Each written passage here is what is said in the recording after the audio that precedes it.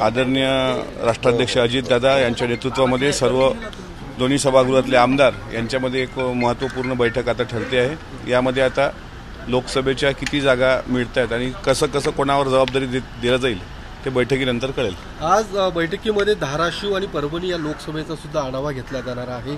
काय नेमक्या दोन्ही मतदारसंघावरती आपण दावा करणार अजित पवार गट? नाही, 7ही मतदारसंघावर दावा अजूनही कायम आहे, पण ज्या ज्या ठिकाणी तिन्ही पक्षाची समन्वय साधून कुठं म्हणजे आपल्याला दुसरी जागा लढता येईल का असे म्हणजे जे काही कुठले जरा नाव सांगू।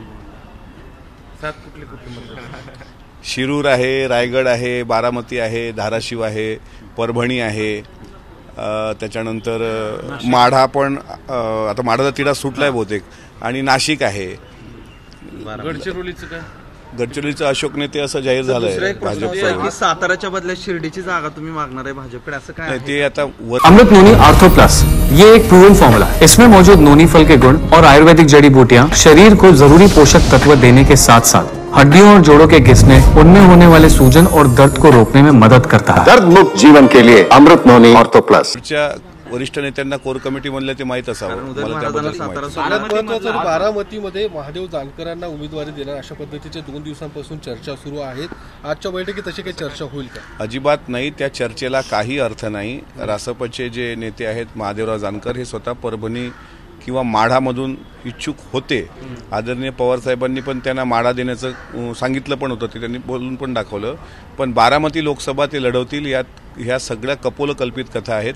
जाणीवपूर्वक आमच्यातलाच एक गट जो आहे तो अशा प्रकारच्या कंड्या पेरतोय की जेणेकरून तिथलं वातावरण डिस्टर्ब व्हावं। मात्र बारामतीमध्ये सुनेत्रा वहिनी पवार ह्याच राष्ट्रवादी काँग्रेस पक्षाच्या थांबायला तयार नाही। तुमच्यातला कुठला गट नाही? तुमच्यातला गट का बाहेर गेलेलं काय नेमकं? आमच्या पक्षाच्या वेटिंगवर असलेला, अरे तुम्हाला सोप्या भाषेत सांगतो ना, तुतारी गट। आता काय तो आमचा गट नाहीये, तो तुम्ही आमच्यातले म्हटले म्हणून थोडी गडबड झाली। राष्ट्रवादी काँग्रेस पक्षाच्या बाहेर, स्कोपच्या बाहेर असलेले।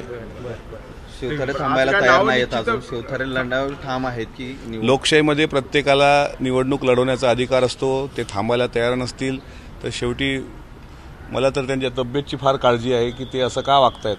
एकतर त्यांना किडनीचा पण आजार आहे, ते हायपर पण होत आहेत, आणि ज्यावेळेस माणूस असा हायपर होतो, परिवारात वैफल्यग्रस्त असतो, त्यावेळेस अशी विधानं होतात। त्यांनी निवडणूक लढवावी। मागच्या वेळेस तरी डिपॉझिट वाचलं होतं, यावेळेस ती पण वाचणार नाही, हे तुम्हाला शाश्वती देतो।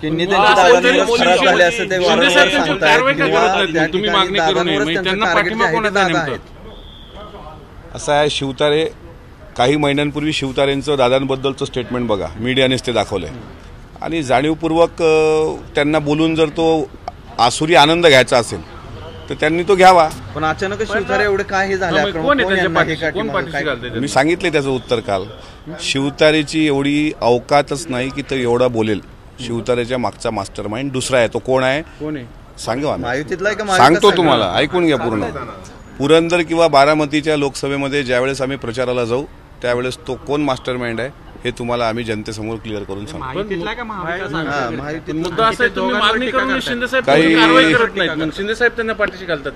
काही गोष्टी गुलदस्त्यात ठेवा, काही गोष्टी गुलदस्त्यात ठेवा। मी एखादं सत्य सांगावं आणि नसतंच काही यावं, त्यापेक्षा काही गोष्टी गुलदस्त्यात ठेवा। प्रचारात आणि पत्रकामध्ये, जाहिरातीमध्ये जे घड्याळ वापरणार त्या ठिकाणी न्याय प्रविष्ट असं लिहा, असं कोर्टाने आदेश दिलेला आहे, तरी तुम्ही करत नाही। जाहिरात वर्तमानपत्रात एकदाच द्यायची आहे, काय नेमकं या सगळ्याच्या बद्दल?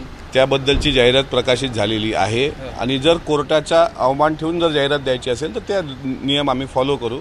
मात्र एका गटाने जाणीवपूर्वक ट्विटद्वारे लक्ष ठेवणे, पवार साहेबांचा फोटो वापरतात का वगैरे वगैरे अशा काही गोष्टी ज्या ट्विटद्वारे दाखवल्यात, आम्ही कोर्टाच्या सर्व नियमांचं पालन केलंय आणि घड्याळ्या चिन्हावर आम्ही लढणार आहोत। अजित पवारांविरोधात जो पवार कुटुंबीय आहे ते आता समोर येताना काल शर्मिला पवार सुद्धा बोललेले आहेत। असं आहे, मी सांगितलं ना, आता फक्त घरातले सर्व संपले, आता वॉचमन, गेटकीपर, कूक, गाई वासरं, गोठे हे सगळे स्क्रिप्ट लिहून आणतील तुम्ही, ती कितीही आणा ना, कितीही चक्रव्यूह तुम्ही आखलं तरी बारामतीचा नागरिक हा बारामतीचा परिवार आहे। तुम्ही एक गोष्ट लक्षात घेतली का, इतक्या खालच्या पातळीवर हे सर्वजण उतरलेले असताना सुद्धा सुनेत्रा वहिनी, त्यांचे दोन्ही मुलं पारदादा असतील किंवा जयदादा असतील किंवा स्वतः अजितदादा यांनी संयम सोडलेला नाही।